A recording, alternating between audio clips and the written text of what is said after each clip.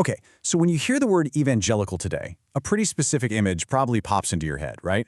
But what if I told you the origins of that term come from this incredibly dynamic, really diverse, and honestly fiercely debated movement back in the 18th century? Let's dive into the story that laid the groundwork for so much of what we see today. So the first big question we have to tackle is, what did it even mean to be an evangelical back then? Because it wasn't just another church or denomination. No, it was something new, something kind of radical. It was an identity built around this powerful, personal experience of religious revival that was literally sweeping the globe. To really get a handle on this, the historian David Bebbington came up with this brilliant four-point definition that's pretty much the gold standard now. He said, look, what held all these different believers together were four key pillars. First up, conversionism, this non-negotiable belief that you needed to have a personal new birth experience. Second, biblicism, a deep respect for the Bible as the final authority. Third, crucicentrism, a laser focus on the saving power of Christ's death on the cross. And finally, activism, this relentless drive to get out there and share the message through missions and social action. And this quote from George Whitefield, who was one of the absolute superstars of the movement, just nails that first pillar, conversionism. He's basically saying, hey, it's not about the outside stuff, going to church, getting baptized. That doesn't make you a Christian. For these early evangelicals, what mattered was an internal transformation, a baptism of the heart. So, these were incredibly powerful ideas, but they didn't just hang out in books or dusty theological debates. Oh no. They absolutely exploded into a mass movement, a kind of spiritual wildfire known as revivalism, that just caught fire on both sides of the Atlantic. And right at the center of this explosion was an Anglican clergyman named George Whitefield.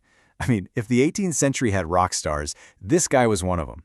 He was an itinerant preacher, which means he was always on the move, and he had this unbelievable gift for captivating enormous crowds with his dramatic, open-air sermons. And the sheer scale of his work is just staggering. It's estimated he preached something like 18,000 sermons in his lifetime. Think about that. He crossed the Atlantic Ocean 13 times to bring his message to people in America, England, Scotland, and Wales. This was a massive, global effort. And his reach was legendary. We're not talking about a cozy church gathering here.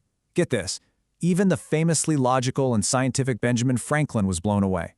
He actually did a little experiment in Philadelphia and calculated that Whitefield's booming voice could reach an outdoor crowd of 30,000 people. Can you even imagine the energy of a scene like that? You know, what we often call the Great Awakening in America wasn't some isolated event. Not at all. It was just one part of this huge, interconnected, international web of revivals. You had the evangelical revival in Britain, massive revivals in towns across Scotland, a spiritual resurgence in the Dutch Republic, and German pietists translating and spreading revival stories. It really was a true transatlantic awakening.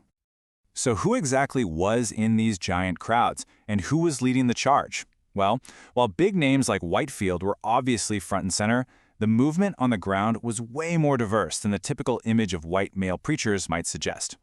Let's take a look at Sarah Osborne. She wasn't an ordained minister or anything like that. She was a school teacher in Newport, Rhode Island. But in the middle of all this revival excitement, she started organizing prayer meetings in her house that, at their peak, were drawing over 500 people a week.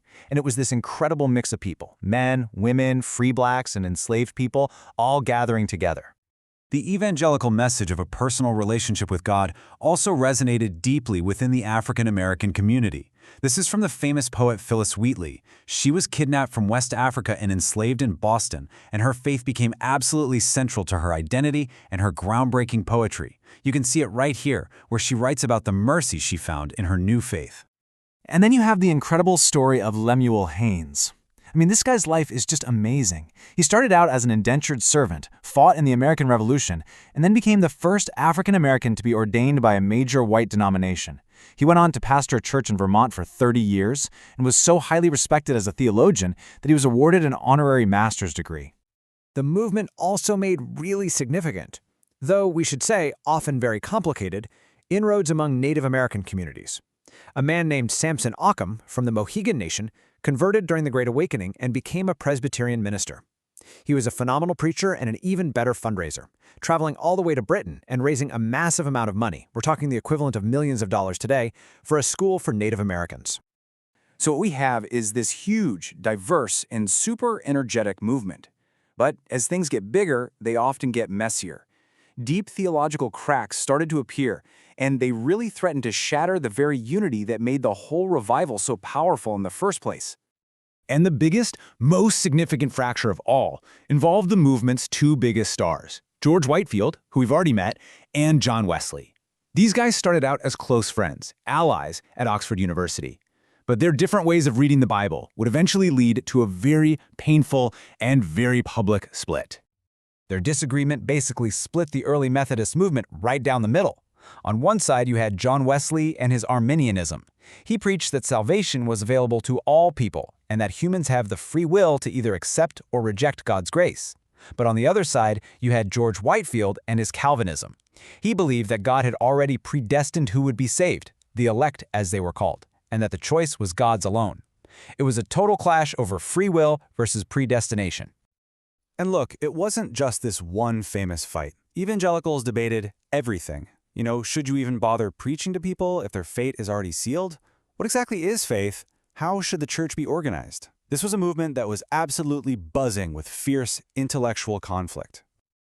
And this all leads us to a final, really fascinating puzzle. For a movement that was so often defined by Calvinism, many of its key leaders had a surprisingly complicated, almost arm's-length relationship with its namesake, the reformer John Calvin. Just listen to this quote from Jonathan Edwards. He was maybe the most brilliant theologian in all of colonial America. Now, he's considered a Calvinist, but he made it crystal clear that he wasn't just blindly following some historical figure. He said he utterly disclaimed any dependence on Calvin, insisting he believed these things because he found them in the Bible, not just because Calvin said so. The Presbyterian minister Samuel Davis was even more forceful about it. He basically rejected all these man-made labels.